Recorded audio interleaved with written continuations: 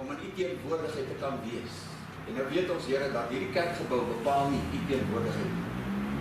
Dis elke kind van u, wat die Heilige Gees hier ingebring het, wat u teenwoordigheid bepaal. En ons sê dankie, Here, dat u hier is om ons te seën. Ons het 'n verwagting dat u met ons uit die woord sal kom praat. En dat u ook die lippe van klei sal aanraak om u lof te kan verkondig. In Jesus naam met innige danksegging. Amen. En ons gaan die diens begin deur hartlik staan en saam te sing die koortjie, daar is niemand soos Jesus. Kom ons sing dit 2 keer hartlik staan en saam, omdat ons dit bedoel.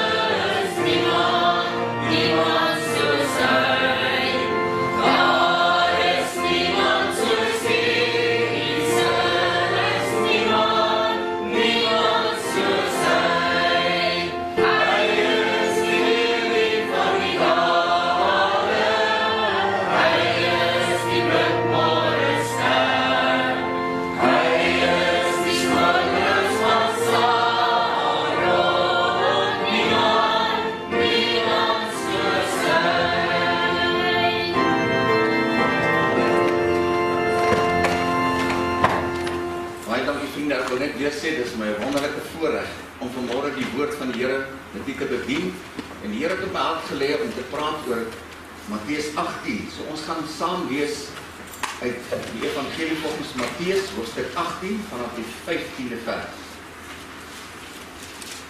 En dit handel oor vergifnis.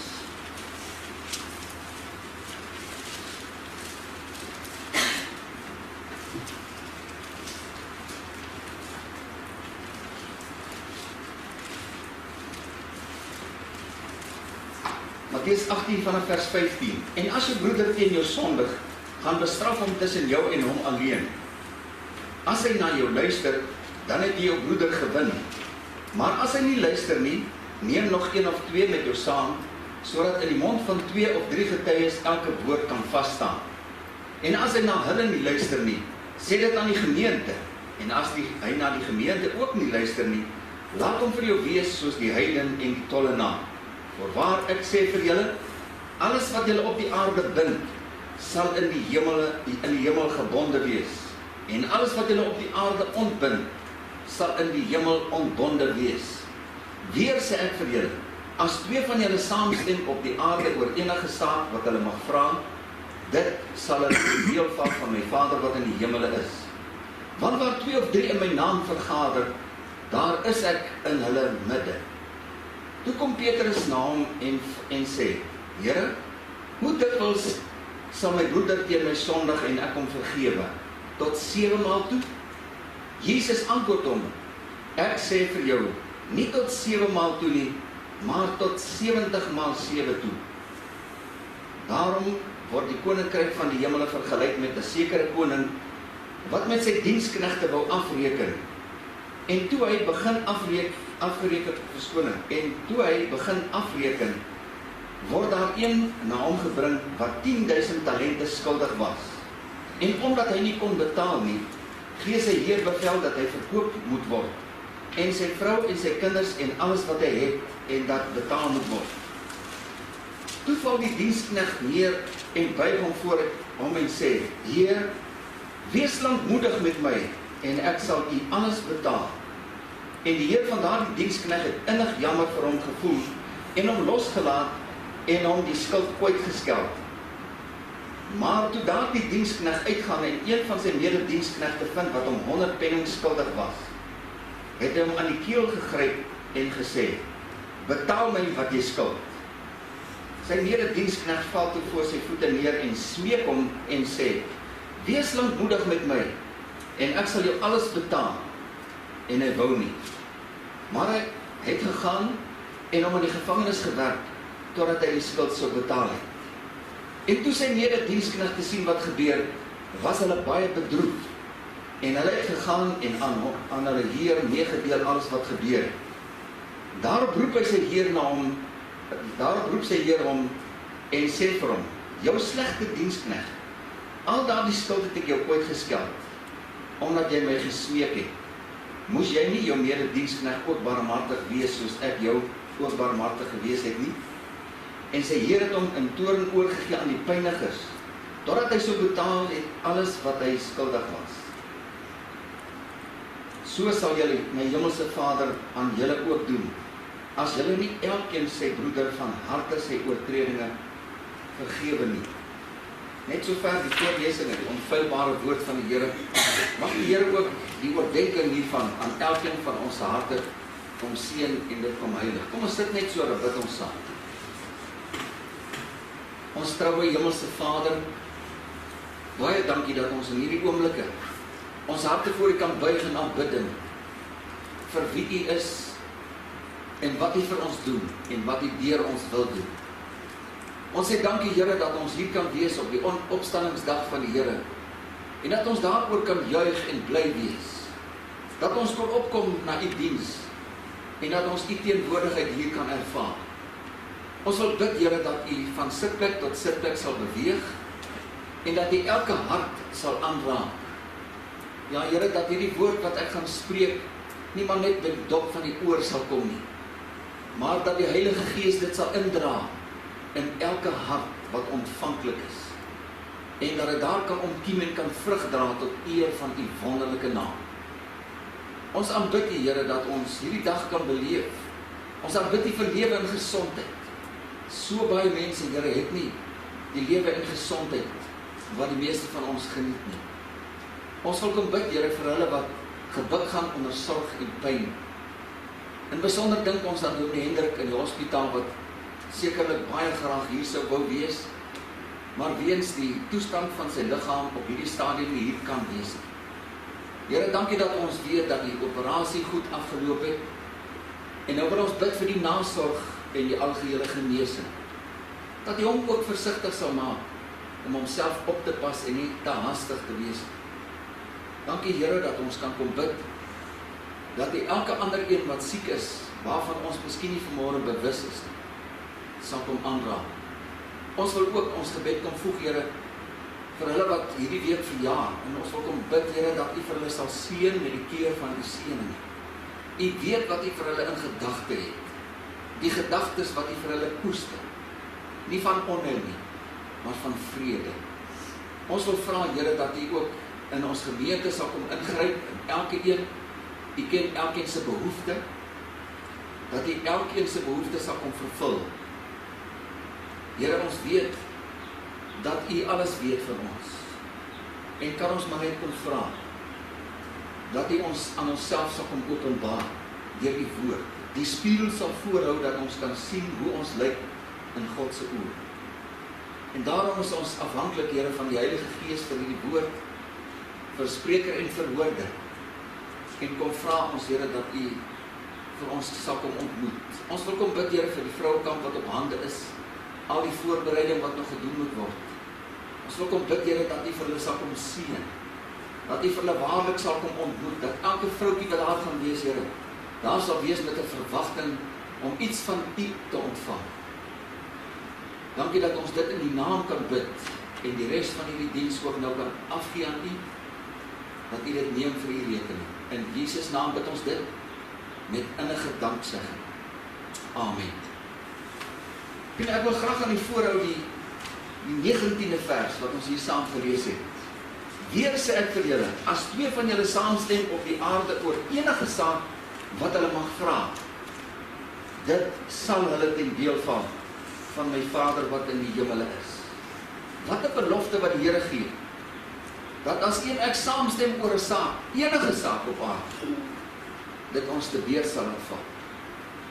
En nou moet ons net vir mekaar die vraag afvra, as ons nie ontvang nie, wie se skuld is dit? Verseker nie die Here se skuld, want hy gee die belofte. En ek wil hierdie boodskap mik op ons dag tot dag lewe, veral in die omstandighede waarin ek lewe in hierdie land, en ook miskien in die wêreld kan ons dit noem. En dan met al die onsekerhede wat daar is, die verwikkelinge, die bonatuurlike verskynsels in die natuur. Al hierdie dinge is besig om ons aandag te vestig op ons verlosser wat op pad is, wat ons kom haal, en ons moet gereed wees. Laat dit in jou binneste lewend word, en word vervul met 'n lewende verwagting. Ons het 'n lewende hoop, want Jesus het opgestaan. Daarom kan ons 'n lewende hoop hê. Donderdag 13 Augustus, feitlik 2 maande gelede, het mense dwars oor Suid-Afrika begin bid, in die strate en langs die snelweë van ons land. Vir Suid-Afrika. 'n eenvoudige WhatsApp boodskap het soos 'n veldbrand versprei en mense opgeroep om te bid vir ons land en sy volk. Maandag 10 Augustus het mense in Kaapstad se strate gekniel en vir Suid-Afrika begin bid. En toe die 13de Augustus het mense al langs die N1, soos wat die SMS gelei het ook dan, van Kaapstad tot in Zeneen, langs die snelweg gebid. Daar was selfs foto's op Facebook gewees, van boere daar by Winburg, 'n groepie swart mense by Grasmere Tol plaas. Mense oral oor het Suid-Afrika aan die Here opgedra. Die nood word besef van ons land en waarna hy ons afstuur. 'n maand later, vriende, op die 13de September, was daar dwars oor Suid-Afrika massa byeenkomste, waar mense in onder andere Kaapstad en Bloemfontein in skuldbelydenis voor die Here gekniel het, en hulle eie sonde en ook die sonde van die volk in die land voor die Here bely het, ook in Ermelo en Kroonstad. In Nelspruit was daar 'n Jesus opmars gewees.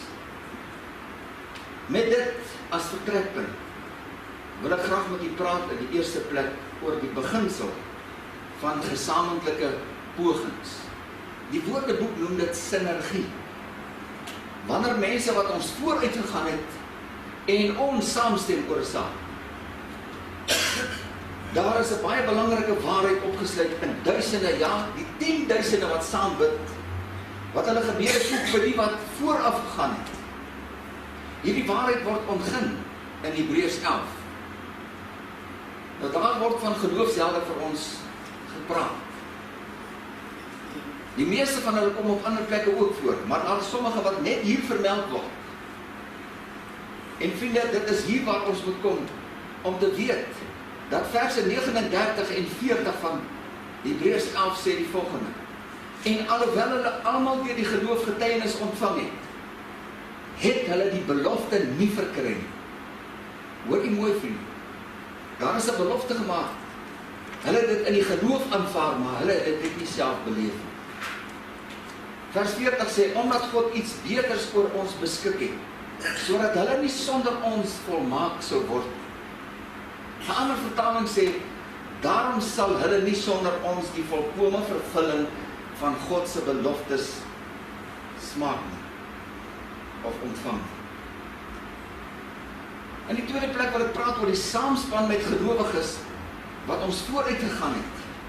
Die Hebreër skrywer verwys na 'n God gegewe samewerking, waar God het so bedoel het dat ons moet saamwerk, en hulle wat ons vooruit gegaan het, en elke gebed oor hierdie tydgrense heen moet ons voortbou op die werk en die gebede van medegelowiges uit die verlede.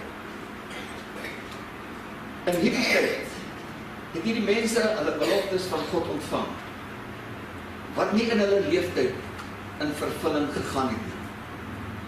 Hierdie beloftes is groter as 'n bepaalde seisoen of 'n sekere leeftyd.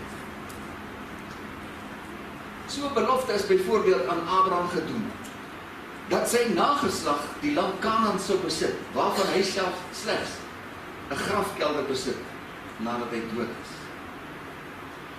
Maar 'n paar eeue later het Israel in daardie land vye gepluk van bome wat hulle nie geplant het. Hulle het wyn gemaak van druiwe wat hulle nie geplant het nie. Hulle het ook olie gepers van olyfbome wat lank voor hulle tyd geplant is. Dis wat God beloof het. 'n Land wat oorloop van melk en honing, waarvan hulle nie 'n vinger verroer het om dit in stand te hou. Maar wat belangrik was dat die Israeliete op God moes vertrou, sodat daardie belofte aan Abraham in vervulling kon gaan in die tyd wat hy bestem het. Dat hierdie belofte sou waar word en weer in hulle wakker gemaak moes word. Dat hulle moes dink aan hierdie belofte is nie net vir Abraham bedoel nie. Dis juis hulle wat die nageslag is wat dit in besit moet neem. En so kom dit ook vir een vir my vriende. Kan ek vir u sê, God se woord was daardie tyd waar. God se woord is vandag nog waar. En as ons dit glo, dan wil ek vir u sê, kan ons 'n verwagting hê dat God iets vir Suid-Afrika gaan doen. Vir 'n hele paar jaar is die verwagting dat God nuwe lewe in Suid-Afrika gaan gee, latent. Dis sluimerend gewees. Individue het miskien daarop gefokus en daarvoor gebid en gepleit voor die Here. Maar daar was nie so 'n beweging soos nou van verootmoediging voor die Here. Beloftes van ingryping in Suid-Afrika het as ware in die argiewe van ons geloofslewe gelê in ons geskiedenis. Vir 'n tyd soos hierdie, wat God bedoel het, die regte tyd om dit in vervulling te laat gaan. Daar word skielik 'n beweging van verootmoediging en skuldbelydenis gebore in ons land. En mense raak benoud en hulle begin saam bid en hulle roep ander op om saam te bid. Dis wat gebeur. En 'n mens hoef nie vreeslike voorbereiding te doen en te organiseer en by mense te pleit. Mense daag van self op. Ons het dit gesien die afgelope tyd, hoe dat mense beweeg word om saam te staan en die krag daarvan te beleef. En die wonder van dit alles is, vriende, skuldbelydenis maak die deur oop vir God om ons sonde te vergewe en 'n nuwe lewe te bring. Nuwe hoop, nuwe ideale. En wanneer dit gebeur, dan het dit tyd geword om God te herinner aan al die beloftes, ook vir ons land en veral vir sy kerk op aarde. Dat ons in die geloof hierdie beloftes ons eie sal maak. God te herinner aan sy beloftes en dit ons eie te maak. Dis maklik om te sê, die Here het my belofte gegee, maar jy is nie bereid om hom te herinner daaraan en in die geloof te staan en 'n verwagting te hê dat God dit waar sal maak vir jou. En ek moet die Here herinner aan sy beloftes en dat ons in die geloof hierdie beloftes ons eie sal maak, dat die Here die Heilige Gees sal stuur om die inwoners van Suid-Afrika terug te lei na hom toe. Dat die Here genesing sal bring vir ons land en vir sy mense. Dat God 'n diepgaande transformasie sal bewerkstellig. Wanneer ons onsself in hierdie storielyn plaas van die ou waarhede van God, se wonderlike werk in die verlede, asof dit ook vir ons van toepassing is.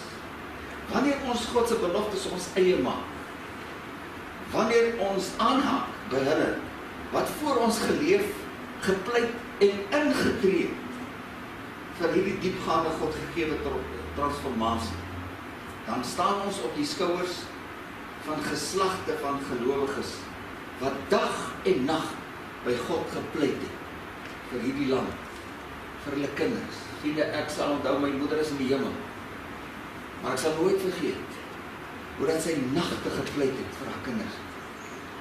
Hoe ek haar hoor, elkeen by die naam noem. Daardie gebede is nie in die wind uitgestoot nie. Ons kom later daarby. Ons gebede word by hulle gevoeg. En dan skielik op 'n gegeewe moment gee God opdrag dat die wierookbak met die gebede van die gelowiges volgens Openbaring 8 uitgegee moet word. Openbaring 8 vers 3 en 4 sê die volgende: En 'n ander engel het gekom en met 'n goue wierookbak by die altaar gaan staan, en baie reukwerk is aan hom gegee, om dit met die gebede van al die heiliges op die goue altaar voor die troon te lê. En die rook van die reukwerk het met die gebede van die heiliges uit die hand van die engel opgegaan voor God. Hoor u dit, geliefdes van die Here? Gebede van die verlede en die hede is nie uitgestrooi in die wind. Dit word opgevang in 'n wierookbak. En op die gegewe tyd, God se bepaalde tyd, gaan dit voor hom aanneemlik wees. En gaan hy verhoor. Hy is die hoorder van gebed. Hy is ook die verhoorder van gebed. En die derde plek, in samewerking met hulle wat nou leef. Kom ek sê vir die vriende, ons kan in elke facet van ons lewe mense gaan soek. Boere, myners, ingenieurs, dokters, onderwysers, ma's en pa's, te veel om op te noem. Maar tans in Suid-Afrika hulle self voor God verootmoedig. Hak ook by mekaar in om saam 'n groter uitkoms te verwag, as wanneer ons individueel ons eie persoonlike saak voor God stel. Dat persoonlike gebed het sy plek. Maar dit is baie belangrik, vriende, dat ons ook saam staan en die krag ervaar soos wat die woord van die Here vir ons ook leer. Ons het die afgelope tyd die verskynsel van die maansverduistering gehad, die sogenaamde bloedmaan. En kom ek sê vir die vriende, sommige het gevrees oor wat gaan gebeur. Ander het weer 'n verwagting gehad dat die Here iets wonderbaarliks gaan laat gebeur. Maar kom ek sê vir die kinders van God het gebid soos lanklaas in hierdie tyd. Omdat hulle gereed wil wees. Ek onthou my suster het my gebel en gevra of ons nie 7 in die aande 'n gebedstyd kan roep vir ons familie wat nog buite staan. En hoe dat ons gebid en gepleit het by die Here om dan ook hulle te laat inkom. Wanneer mense hulle kragte saam snoer, omketen die eenheid van hulle optrede nuwe krag. Die Bybel het onder andere die volgende daaroor te sê. As jy gaan lees in Levitikus 26 vers 8, dan sê hy, 5 van julle sal 100 agtervolg. En 100 van julle sal 10.000 agtervolg. En julle vyande sal voor julle val deur die swaard. Hoor jy dit, liewe kind van die Here? 5 kinders van God, wat voor hom in opregtheid buig, sal 100 laat vlug. 100 van ons sal 10.000 laat spaan. Dis nie 'n gewone vermenigvuldiging. Dis 'n eksponensiële groeikurwe. Dis waarom die Bybel sê, wanneer 2 saam staan oor 'n saak, of saamstem, sal dit hulle ten deel val. Van ons Vader wat in die hemel is. Net 2 van ons saam staan. Kan ek maar sê, as ons net die geloof van 'n mosterdsaad openbaar, kan ons berge versit. Hoe erg is ons geloof wanneer ons bid? Hoe opreg is dit? Wanneer ons bid en vertrou dat die Here die uitkoms sal gee. Wanneer ons met mekaar saamstem, of meer nog, wanneer ons saamstem oor God se woord en dit in gebed vra, dan tree God toe. Die 13de September is 'n bewys hiervan, dat daar saamgestaan is onder gelowiges dwars oor ons land. En almal het saam na God geroep om ons land te genees en genadig te wees, sy kerk te vernuwe, nuwe lewe te bewerkstellig. Dis 'n nood van ons dag. Maar vriende, in die volgende plek vir ootmoediging en skuldbelydenis moet by onsself begin. Dis hier waar ek moet begin. Ons kan nie ons land se sondes bely terwyl ons nog bewuste sonde in ons lewe duld.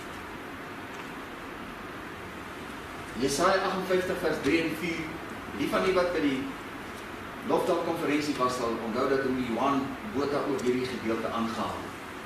Waarom vas ons en u sien dit nie? Waarom kwel ons siel en u weet dit nie? Kyk, sê die Here, op die dag as julle vas, soek julle geleentheid om sake te doen. En julle jaag al julle arbeiders aan. Kyk, om te twis en te kyk, vas julle. En om te slaan met misdadige vuis. Julle vas nie nou om julle stem in die hoogte te laat hoor. Kan jy hoor, vriende? Die Here weet waarom jy en ek vas. Wat is die motief agter?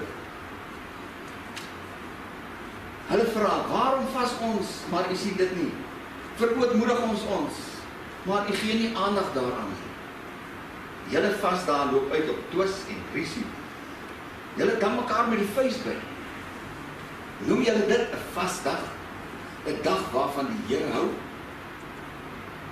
Dis 'n retoriese vraag, vriende, wat ons aan onsself sal moet antwoord. Matteus 5 vers 23 en 24 sê, as jy dan jou gawe na die altaar bring, en dit jou daar byval dat jou broeder iets teen jou het, laat jou gawe by die altaar, en gaan versoen jou eers met jou broeder, en kom dan, en bring jou gawe. Ons kan nie voor God nie, en oor ons land se korrupsie, misdaad en geweld bid, terwyl ons met veroordeling teenoor hulle in ons hart rondloop nie. Solank ons ander mense oordeel, so lank sal ons onder oordeel deurloop. En vriende, dis nie ek wat so sê. Hoor wat sê Romeine 2 vers 1. Daarom is jy, o mens, wat oordeel, wie jy ook mag wees, sonder verontskuldiging. Want waarin jy ander oordeel, veroordeel jy jouself. Want jy wat oordeel, doen dieselfde ding.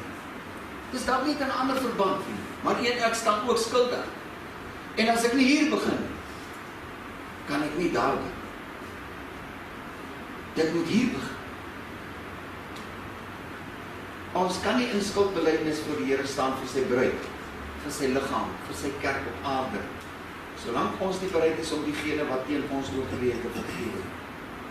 Of verstaan ek die Bybel nie reg nie?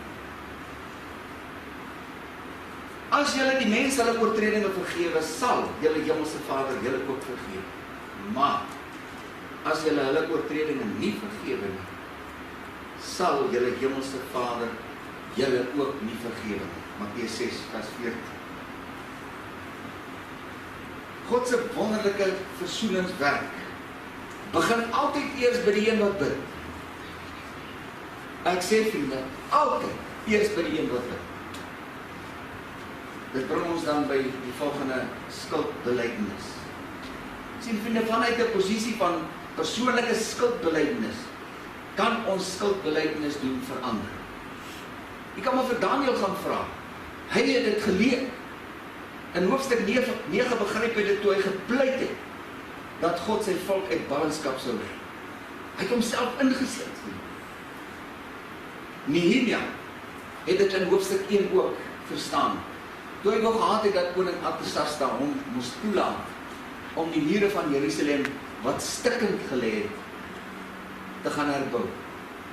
Toe hy hoor van Hanani, een van sy broeders wat daarvan afkom, en hy hoor die toestand van daardie stad, het hy gevas en gebid daarlang.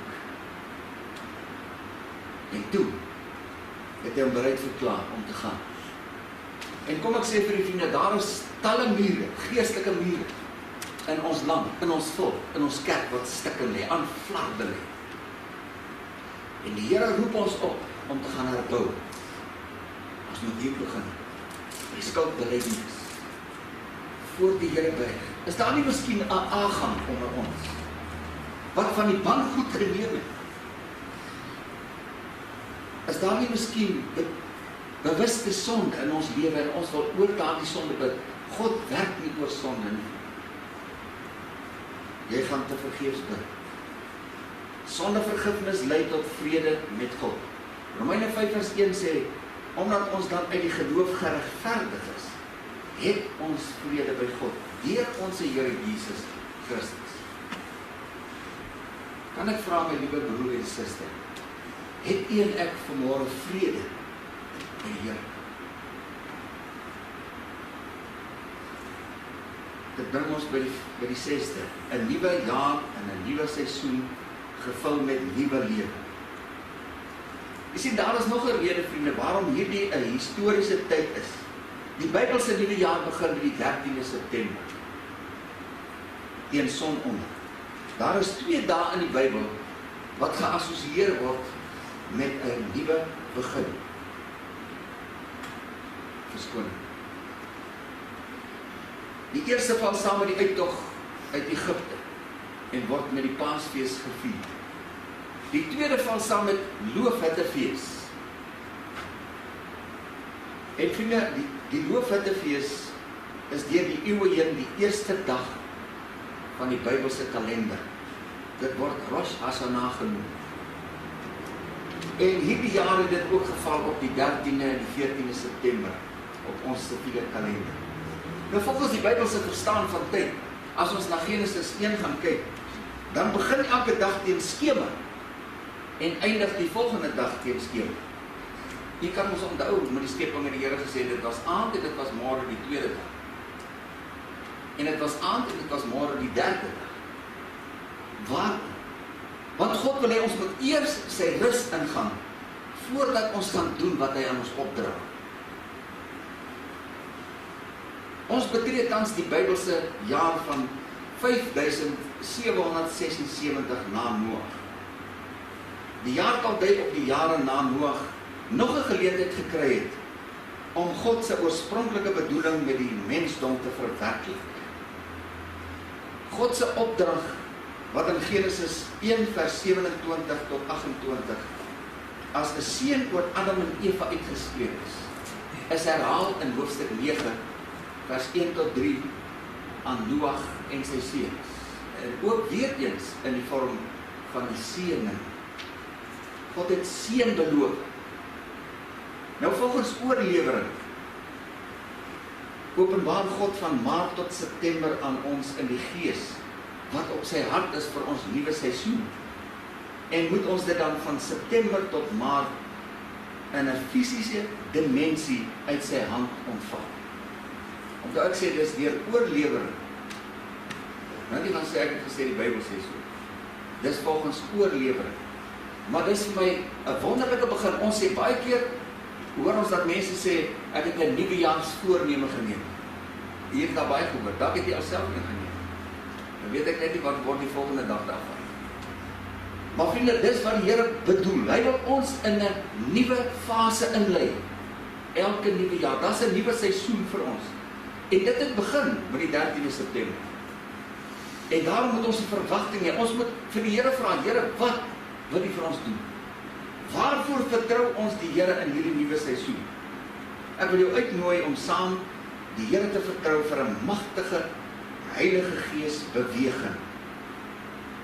Wat God gaan eer en Jesus se verlossingswerk gaan demonstreer aan 'n wêreld daar buite.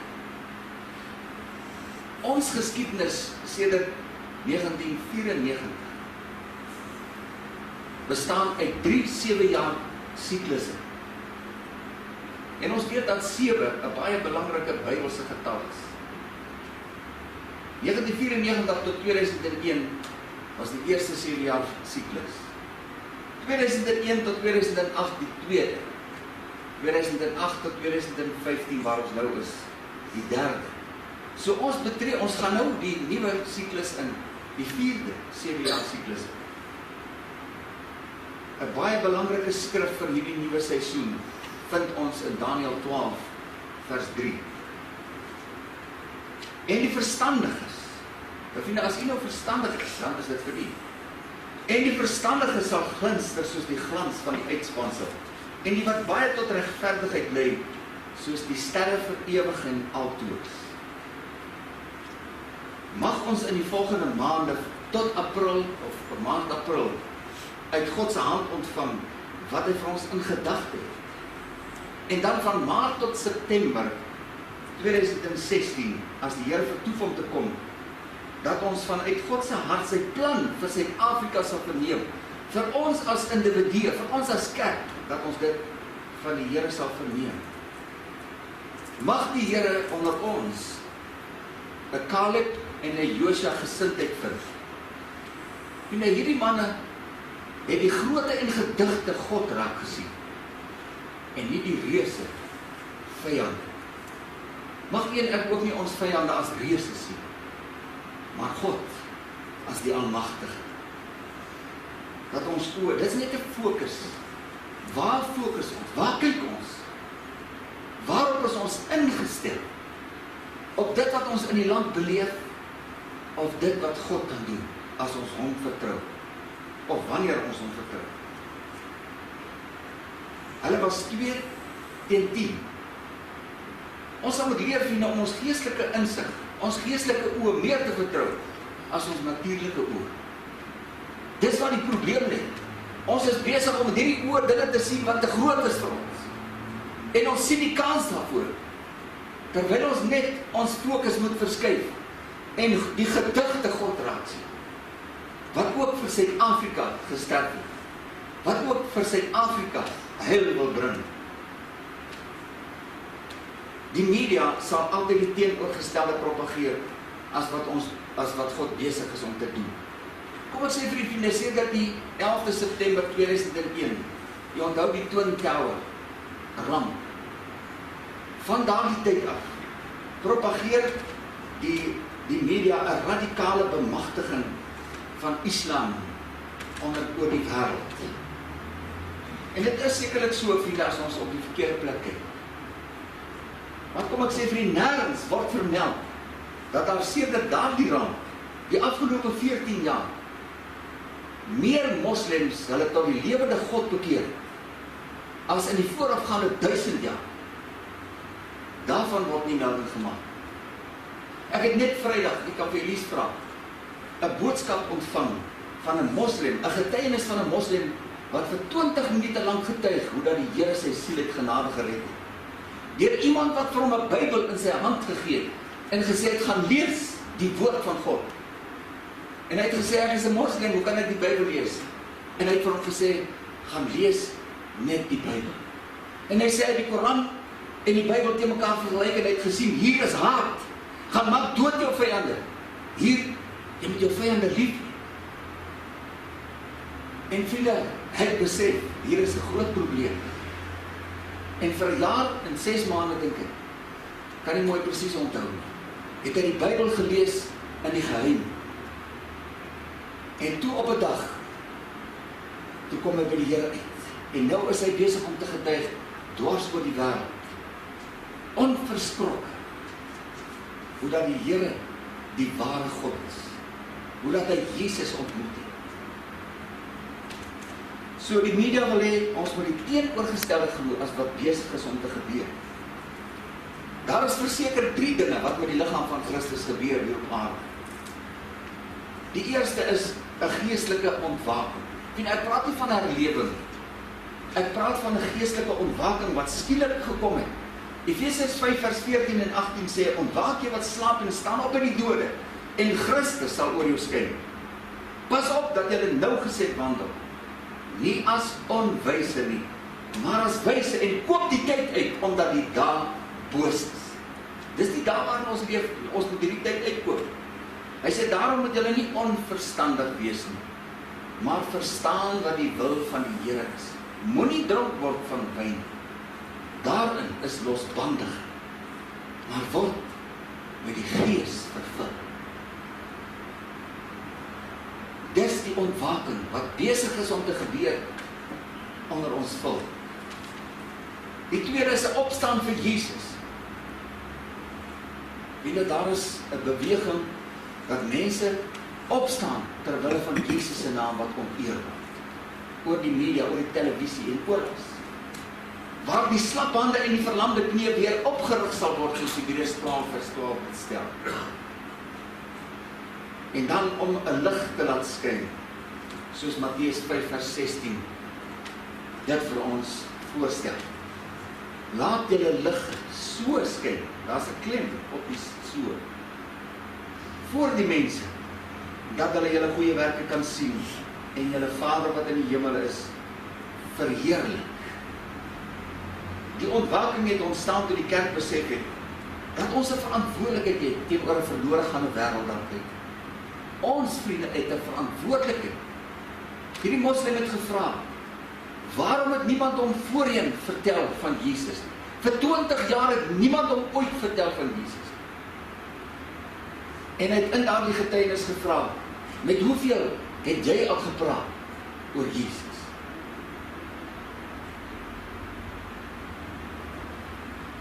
Daarom is die stede en die dorpe aangeraak. Ons as Evangelies Gereformeerde Kerk het by verlede jaar se synode ook dan besluit om hierdie jaar as 'n verootmoedigingsjaar uit te roep, omdat ons die nood besef in ons eie kerk. Of ons nog daarby hou, vriende, weet ek nie. Is ons nog besig om ons te verootmoedig vir die Here? Of wil dit ook maar so stilweg verdwyn? Die opstaan van Jesus het begin toe die volgelinge van Jesus begin uitleef wat Christus in ons kom doen het by wedergeboorte. Op sekere gebiede, in die kerk, in opleiding, in die familie, in die media, in kuns en kultuur, in ons besigheid.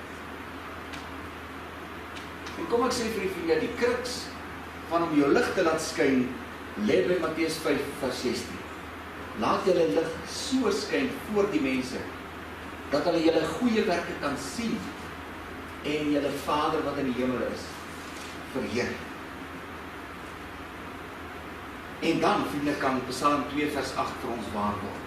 Hoor wat sê die Here, wat sy belofte gee hy, wanneer ons lig laat skyn. Eis van my, en ek wil nasies gee as u erfdeel, en die eindes van die aarde as u besitting. En ons is benoud en bekommerd oor ons van ons besittings beroof kan word. Terwyl die Here vir ons meer wil gee. Hoor wat het die Here vir Dawid gedoen in 2 Samuel 5 vers 20.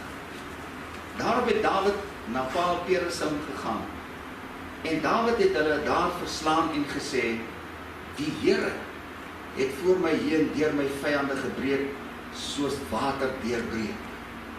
Daarom het hy die plek Baal Peresim genoem. Dawid kon gesê het, ek het hulle verslaan. Maar nee, hy sê, die Here het deurgebreek. Hy het op God vertrou. U onthou sy woorde, toe hy Goliat na Goliat toe gegaan. Dat hy met die God van Israel na hom toe kom.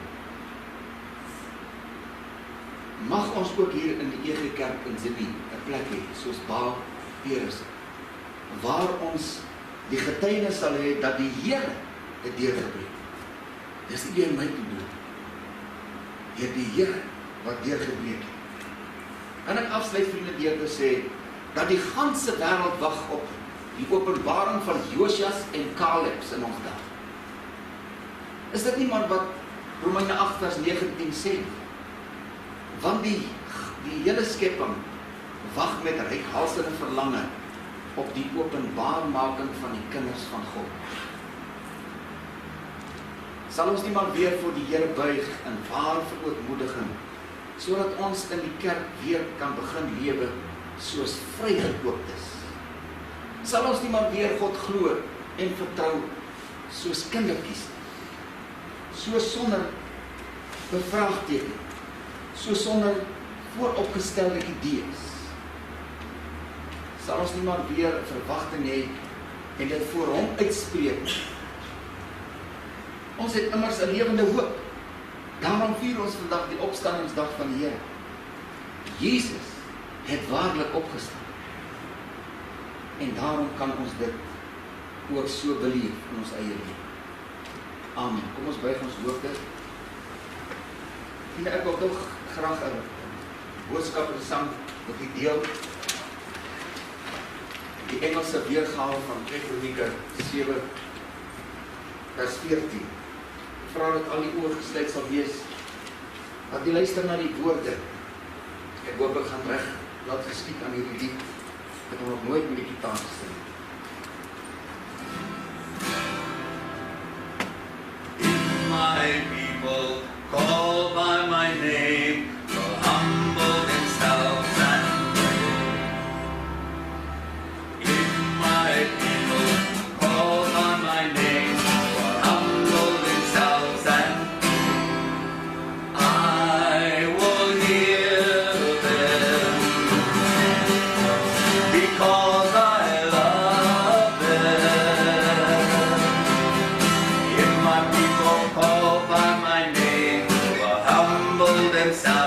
and I will hear them and heal their land. If my people call by my name, will humble themselves and will seek my face. Turn from their wicked ways.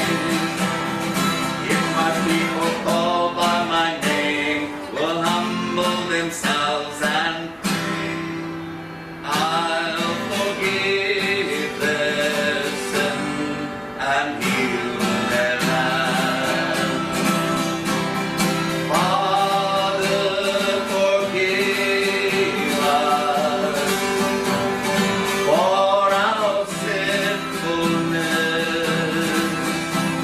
Forgive all we do confess. Father, you're faithful, just and faithful to cleanse from all unrighteousness. Father, we praise you. Lord, we praise you. We praise you in your presence, Lord. Father, we praise you. With lifted hands to you, we praise you in your presence now. Father, we worship you. Lord, we worship you. We worship you in your presence now. Father, we worship you. With lifted hands to you, we worship you in your presence now. Father, we love you. Lord, we love you. We love you in your presence now. Father, we love you. With lifted hands to you, we love you in your presence now.